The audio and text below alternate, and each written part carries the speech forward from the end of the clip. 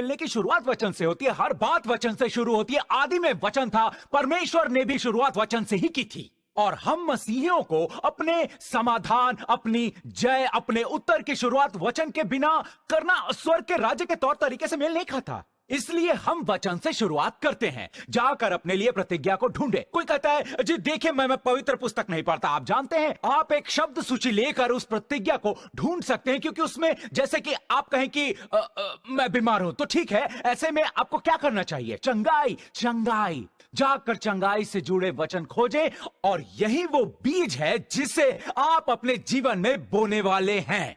देखिए, मेरी समझ में अब आया कि पवित्र पुस्तक हमें आलस के विरुद्ध चेतावनी क्यों देती है। क्योंकि यदि आप में ऐसा कुछ करने की इच्छा नहीं होगी तो यह धार्मिकता आपको बताएगी कि चर्च में आओ, थोड़ा शोर मचाओ, थोड़ा चिल्लाओ, कूदो कूदो, हालेलुया, और सब कुछ ठीक ठाक है। कुछ भी ठीक नहीं है। हो सकता है आपको कुछ राहत मिले और आपका मन थोड़ी देर के लिए वहां से हट जाता है, लेकिन आप जैसे ही चर्च से बिना कोई बीज बोए निकलते हैं, आप फिर से उन्हीं बातों की ओर लौटते रहेंगे और आपको चर्च में एक तरह की मदहोशी के लिए आते रहना पड़ेगा। ये तो बस दूसरे रंग में रंगने जैसा हुआ। क्या बकवास है, मैं मदहोशी पे प्रवचन दे रहा हूं। मदहोशी छाने पर आपको अच्छा लगता है और शायद होश में आने पर वही समस्या दिखाई देती है, तब फिर से मन मदहोश होना चाहता है। परिस्थिति वही है, कुछ भी नहीं बदला है। बिल्कुल वैसे ही मसीही धर्मी लोग चर्च में आते हैं और अच्छा महसूस करते और चले जाते हैं, लेकिन वचन को नहीं लेते, बीज को नहीं बोते। वे बदलाव चाहते हैं लेकिन वो होगा नहीं, और वो होगा भी कैसे? बदलाव के लिए आपने कुछ भी नई बात नहीं की। पवित्र पुस्तक कहती है मन के बदलाव के समय आपको पूरी तरह बदल जाना होता है ताकि आप बदलाव ला सकें। बदलने का मतलब ही बदलाव है। मन को नया बनाकर खुद बदल जाए। परमेश्वर का वचन ले, परमेश्वर का वचन लेना ही होगा, लेना ही होगा, वचन को लेना ही होगा। पहले पवित्र पुस्तक को तो पढ़िए।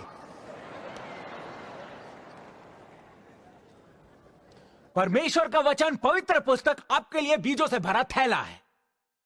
ये आपका बीजों से भरा थैला है। आप इन्हें बो दें, बोने की प्रतीक्षा ना करें।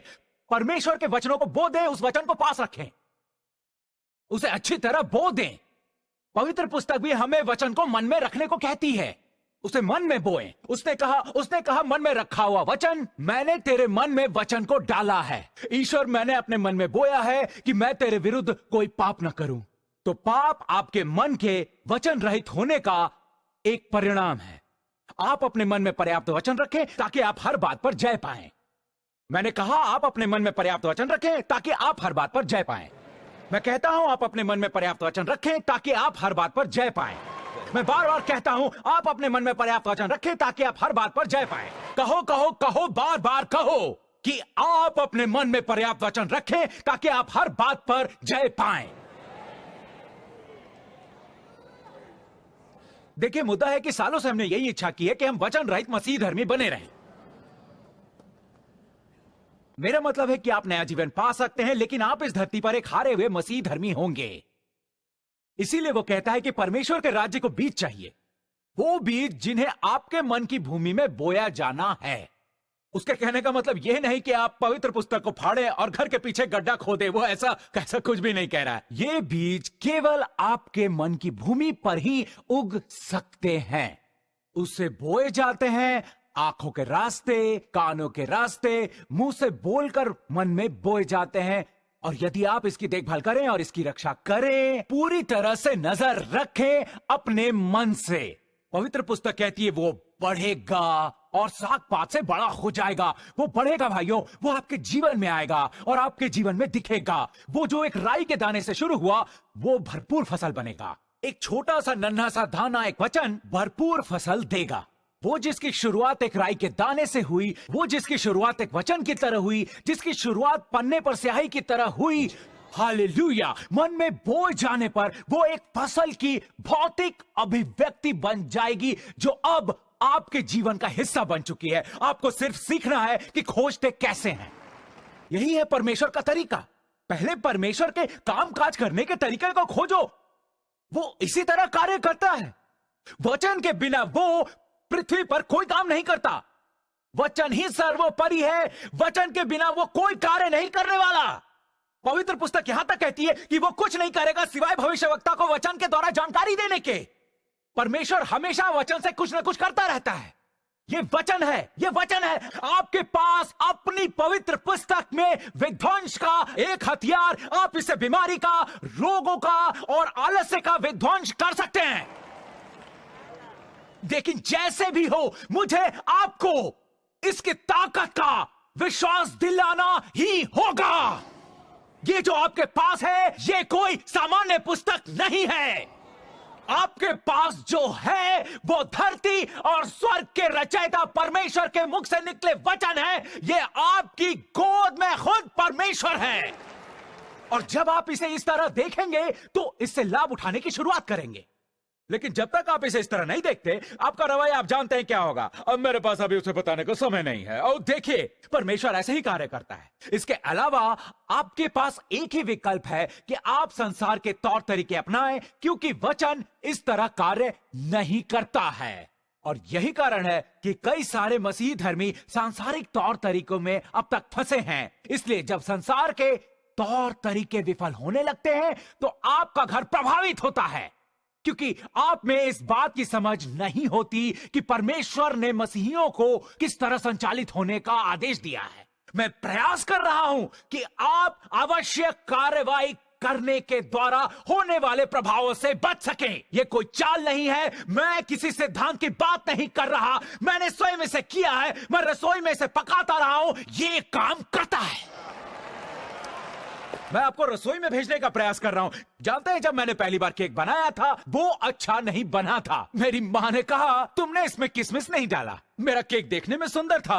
ओवन से निकलते ही वो एक तरफ झुकने लगा, गिरने लगा, और मैं समझ ही नहीं पाया कि आखिर हो क्या रहा था। चखने पर वो पानी जैसा था। वो वैसा नहीं बना था जैसा उसे होना चाहिए। मुझे अभ्यास की जरूरत थी। जानते हैं, एक वकील को कानून का अभ्यास करना होता है, एक डॉक्टर को चिकित्सा का।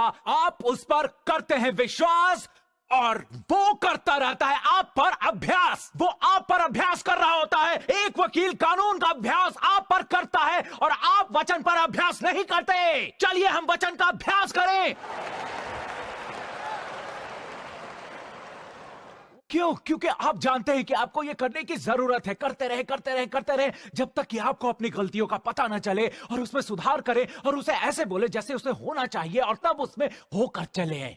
मैंने तय किया है, मैं अपने घर को संसार के नाकारा तौर तरीकों से प्रभावित नहीं होने दूंगा। यह प्रभावित नहीं होगा। मैं परमेश्वर के राज्य के अनुसार ही जी रहा हूं। यदि मुद्रास्फीति की दर आज तक की सबसे ऊंची दर हो जाए तो भी मैं अपने ही राज्य में रहूंगा। चाहे मुद्रास्फीति के परिणाम कुछ भी हो, मैं राज्य में ही रहूंगा। मैंने ये तय कर लिया है कि आप युद्ध के भीषण होने तक हथियार की तलाश में न रहें। होने वाली घटनाओं को भांपने पर आपको इस सरकार के बेटों की तरह होना चाहिए। आपको समय रहते मालूम होना चाहिए, और मैं आपको जगाकर समय का आभास कराने का प्रयास कर रहा हूं। अब समय आ गया है कि मसीह धर्मी परमेश्वर के बख्तर को पहने, उद्धार का टोप पहने, धार्मिकता की कमर पट्टी पहने। हम युद्ध में जाने की तैयारी कर रहे हैं और आप पीछे बैठे सोच रहे हैं कि ये सब क्या है। मैं आपको बता रहा हूं ये क्या होने वाला है। हम परमेश्वर की सामर्थ्य को दिखाने की तैयारी में है। आपके पास आपकी मनपसंद चीजों को करने का समय नहीं है। उछलना, कूदना, फिसलना, फिसलाना, ये सब खत्म हो चुका है। मैं तुम्हें अपनी कमर कसने के लिए बुला रहा हूं।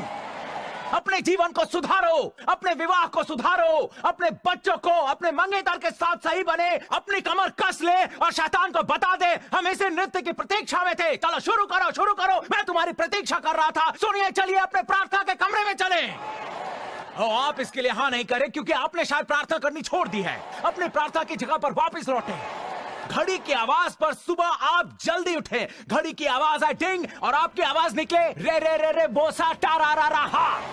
आप उन दिनों में लौट जाइए जब पवित्र आत्मा से प्रार्थना किए बिना आपका एक भी दिन नहीं कटता था।